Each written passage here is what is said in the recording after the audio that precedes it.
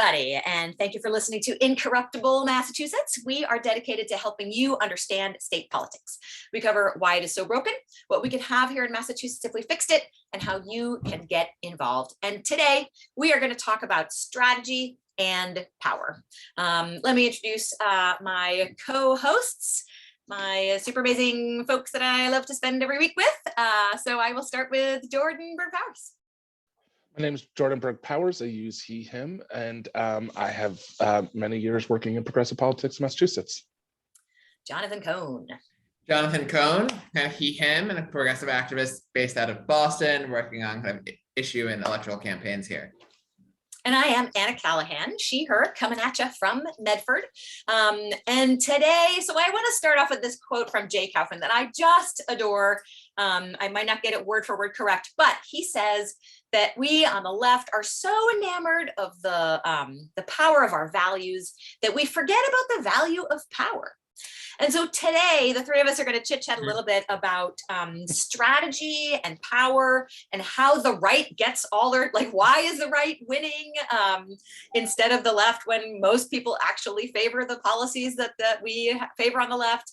And so I want to kick it off with starting by talking about something that is a personal, really irks me. It really gets me heated when I talk to people because I often find that when I'm talking to people about getting involved in Massachusetts state politics, whether they live in Massachusetts or elsewhere, they say, well, you know what, Massachusetts, why are you working in Massachusetts? I mean, Massachusetts isn't doing that bad.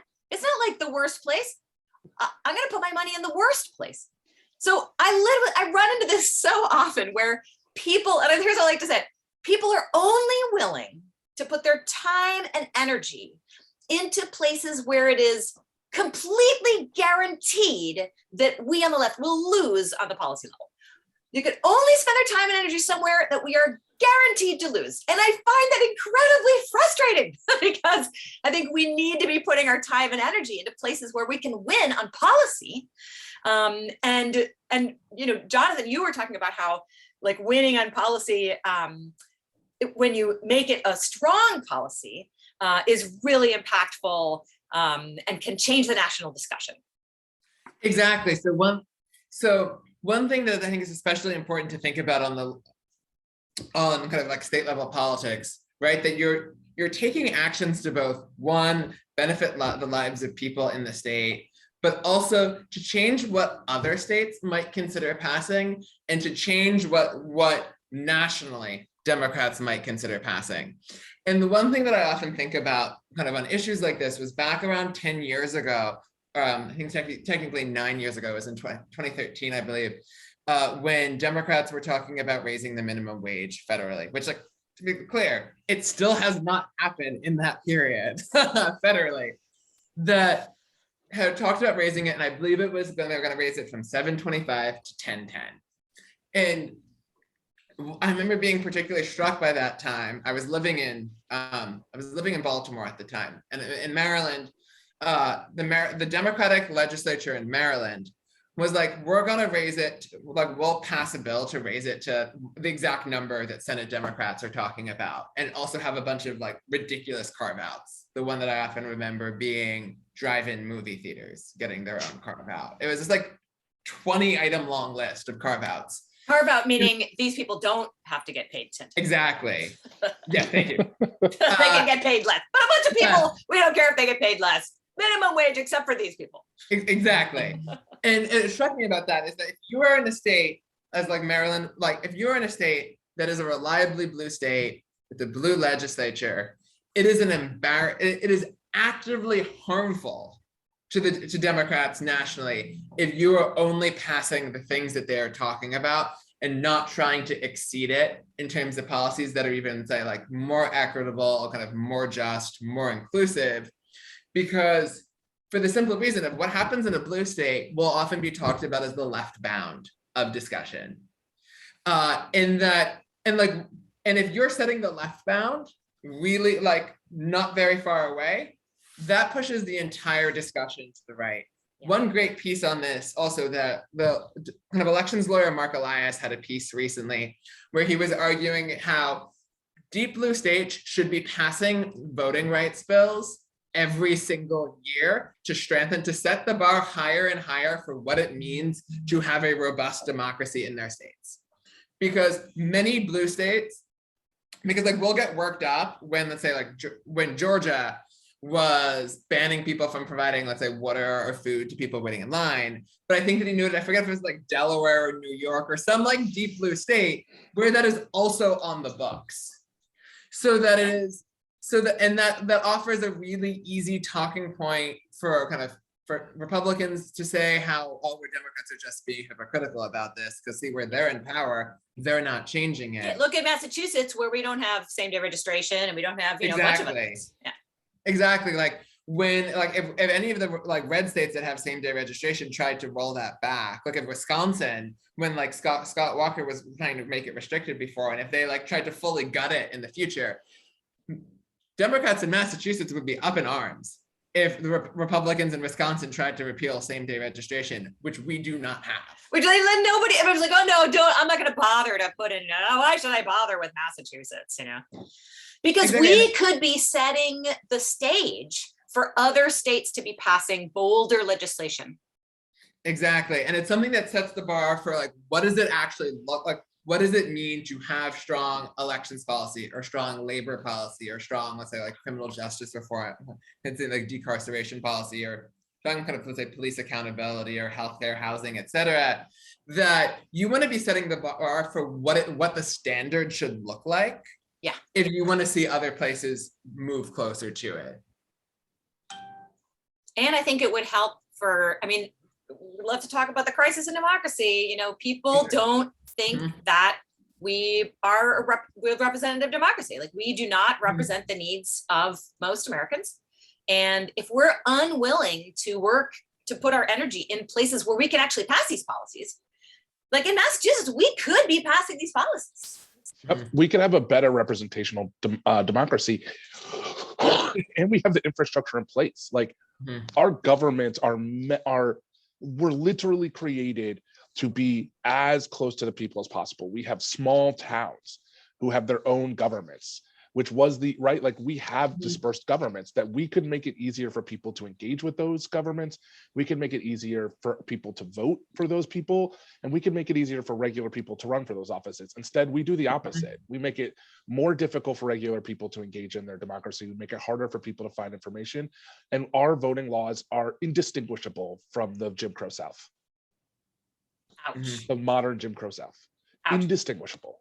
And Jordan, can I prod you to talk a little bit about comparing our the House in Congress, Nancy Pelosi's House in Congress? Because we were earlier, before we pressed record, I was personally dissing on national Democrats for not accomplishing things, for being unable to pass Build Back Better, for being unable to pass like a bunch of things that where did the public option go? That was part of, because Medicare for All was all anyone talked about during all the presidential debates, and Joe Biden was the furthest to the right, and he was like, but I will pass a public option, disappeared completely, poof, into the ether. And so I was arguing that the Democrats just can't pass anything, and Jordan, you were like, I guess I'd say, so I'm in a weird spot of defending Democrats, and I don't want to do it often, but I guess I'll say, I think that, I think the reason that Nancy Pelosi, so this came out of the fact that Democrats wanted to message.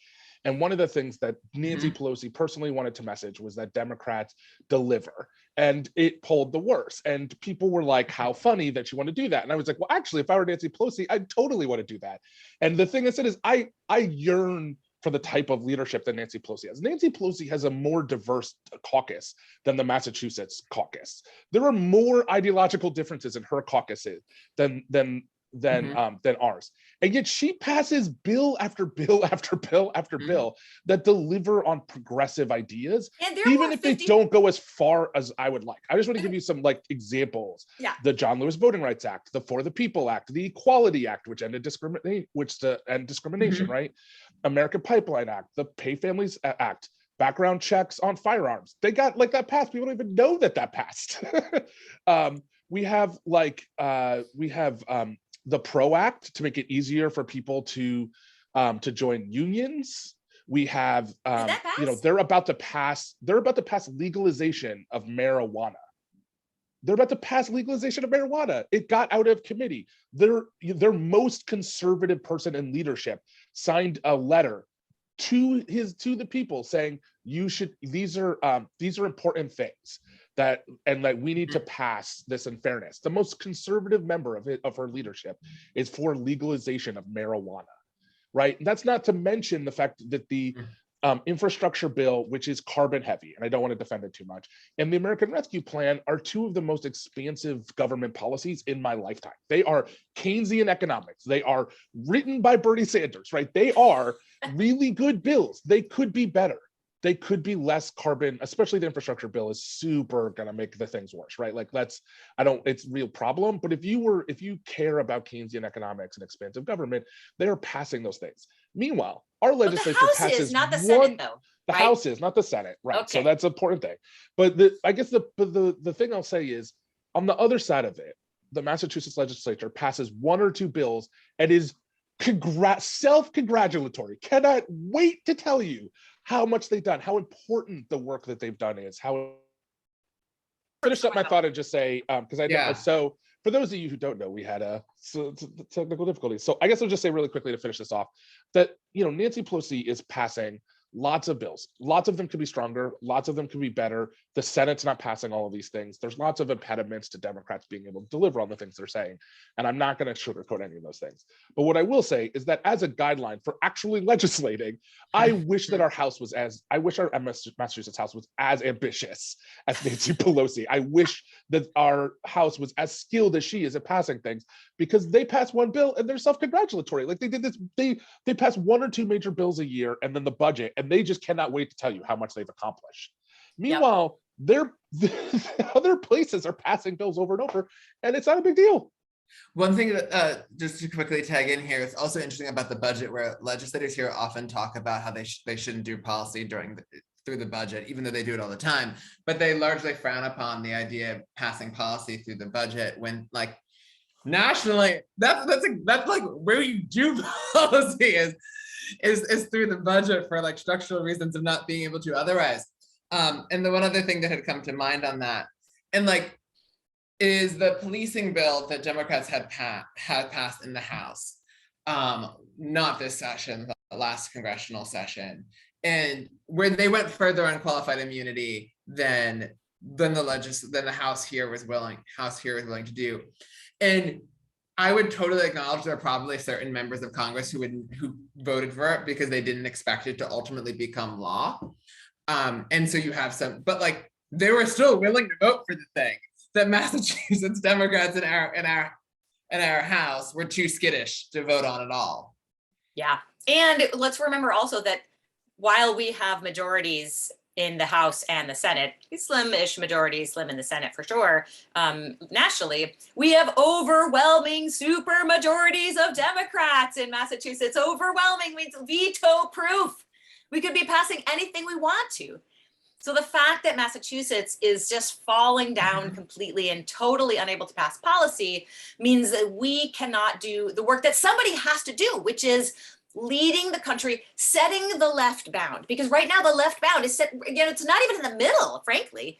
I mean, if you think about countries in Europe, like I love when people say that, Bernie Sanders in Europe, he's kind of a centrist, right? I mean, because he's not proposing anything crazy. No. Like a Medicare for all, every country in Europe and for the vast majority of the rest of the world already has it.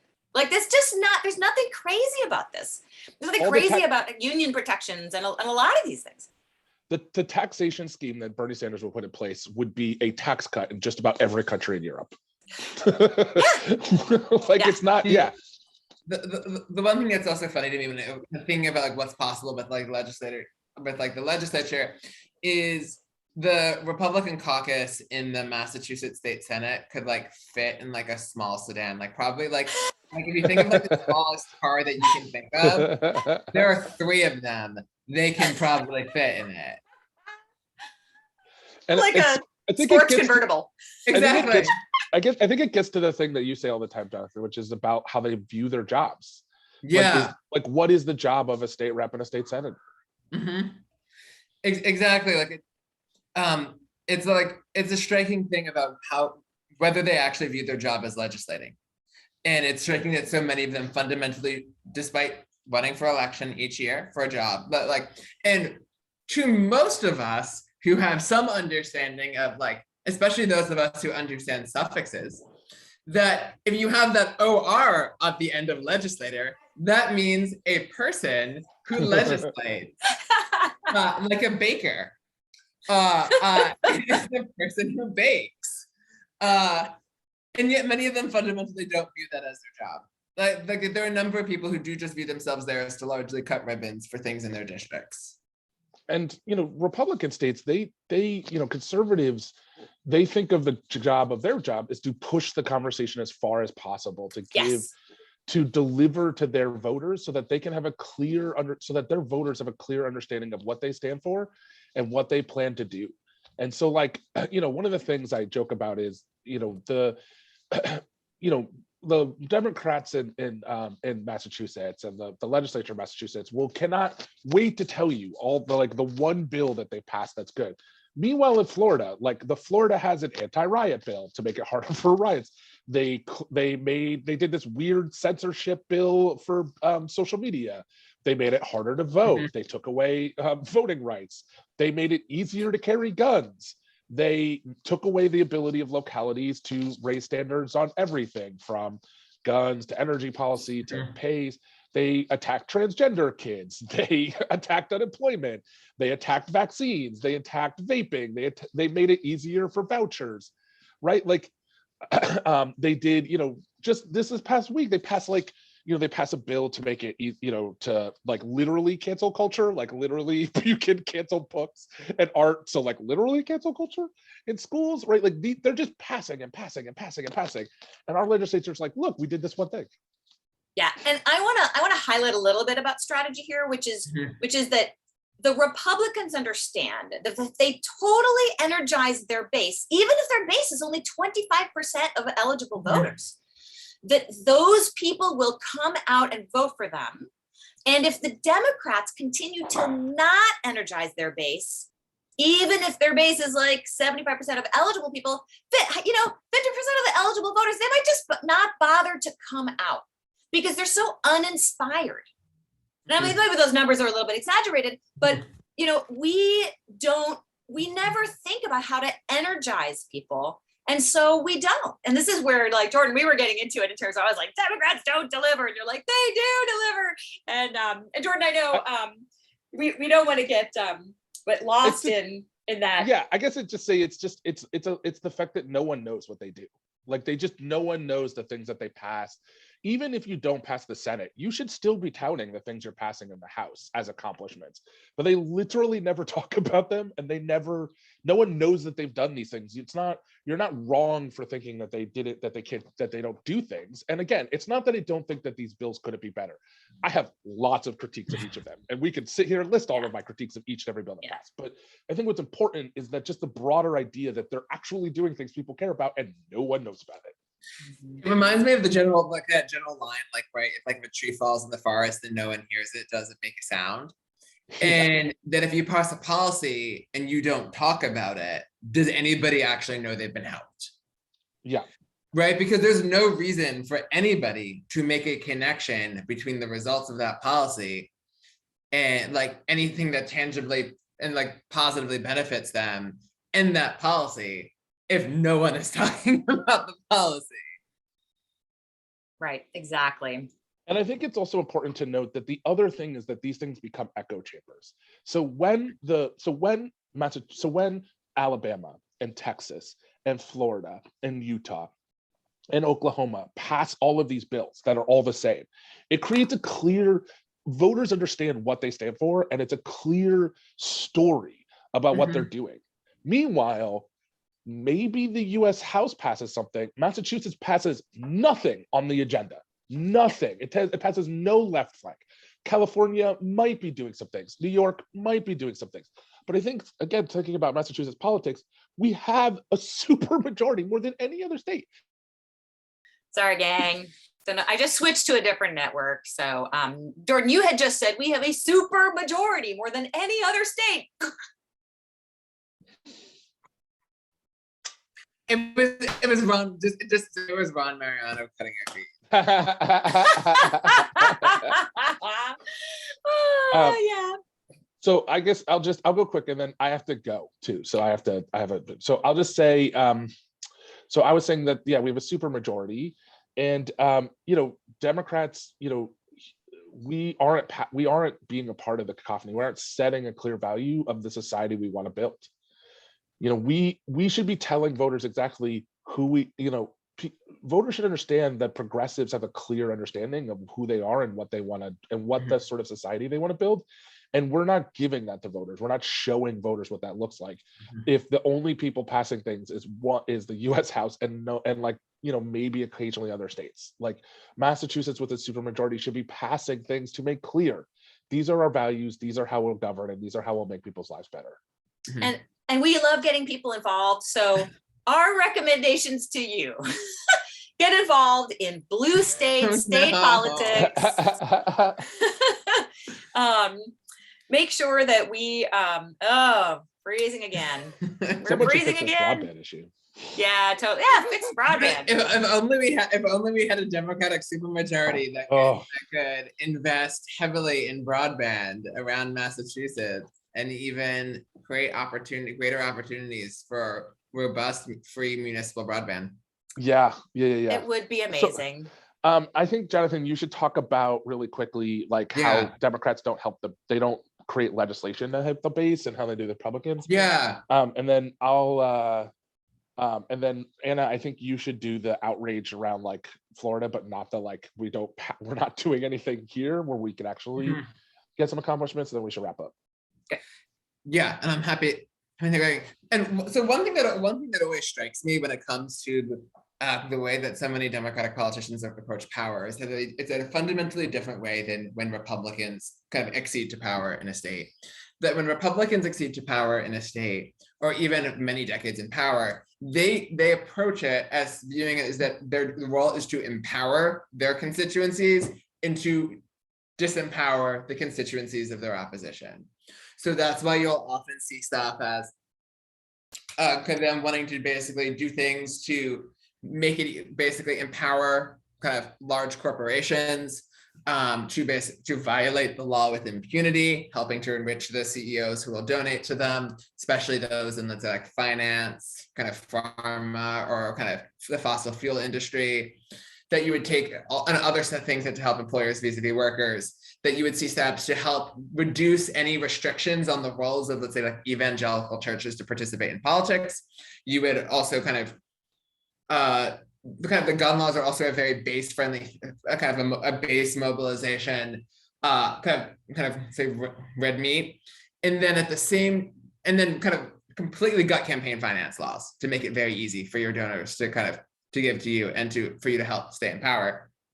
And at the same time, to disempower Democratic constituencies, to kind of make life more miserable for those who are poor so that they fall out of the electorate, to make voting rights more restrictive, to kind of shrink the electorate so that it is older, whiter, and richer, to attack public education, to disempower teachers as a common part of a Democratic coalition, and to attack public higher ed, so that because of Republicans' belief that colleges are turning out new Democratic voters and that college professors are donating to Democrats, so to weaken the public higher education system as its role, weakening the public sector in general to make Democratic-leaning occupations more precarious.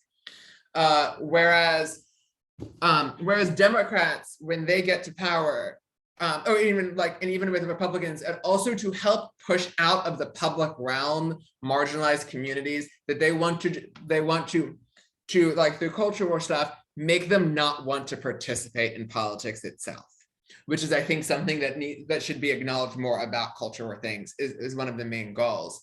Whereas Democrats don't approach it with the same type of systematic approach, where the role is to make the public space as welcoming as possible for those who have been traditionally marginalized, so that they can be engaged and run and gain power, to make life easier for those kind of at the financial margin so that they don't fall out of the electorate and that they see government working for them, to strengthen the rights to unionize so that you have a larger unionized sector that then tends to be more democratic aligned, kind of investing heavily in public schools to boost the power of teachers, and then public higher ed, both for students and for faculty there, to make faculty jobs less precarious as they often can be, so that you would, where kind of a goal of creating greater, and at the same time where you would want to weaken the economic power of finance, of the fossil fuel industry, of like big pharma and other places that tend not to want to see you as the Democrats in power long term, and they don't fundamentally view that, or like, and take other steps to reduce the comparative power that employers have over their workers, or CEOs over the company, or any type of any type of other powers, whether it's even like kind of across really across possible ways, that even kind of manifests itself in debates about reproductive justice, where it's about making sure that kind of the issues around, let's say the reproductive cycle don't prevent people from participating in public life and participating in the economy, so that and even if people do get pregnant, to make sure that they can still participate, and when they have a child that they can still participate, and basically expanding things, and showing very clearly the role of government in making that public space welcoming. And viewing it from that type of systematic way is just something that seems lost on Democrats. Yeah, so you're saying that like the Republicans look at their power and they look at it like electorally, and they make sure to undermine Democrats whenever they're in power and to build their own power. Democrats are not doing that. Exactly. They just don't view it as key to the role of being in power. Right. They don't see building their own power as a part of what they do when they get into power. I agree. Because it's too often the case that Democrats focus on building internal power, so that like Democrats are in charge of building internal power within a caucus, then building power for the caucus as a collective. In the electorate, yeah. And with the electorate. Yeah, totally. And we'll just end on this note that, like, a lot of people in Massachusetts, they get really up in arms. They hear about something awful happening, like abortion rights being, targeted in Texas, and they hear about, something horrible happening in Florida. They hear about other things, horrible things happening, and they suddenly get active and they start to spend money, and they start to, make phone calls or send postcards, and they start doing all these things. I really want to reiterate that by that time, it is too late. That what we need to do is we need to be acting in blue states like Massachusetts. Perfect example, perfect place for you to be involved in your own backyard, right outside your window, where you know people and you can see what's happening. We need strategically, we need to be pushing our conversation to the left, where we, in a way that we can only do from blue states. So we hope that y'all will get involved in Massachusetts state politics. And that's all we have time for today. Thanks so much for your patience with our internet stuff, and we will see everyone next week. Thanks, everybody. Bye, everyone. Yeah.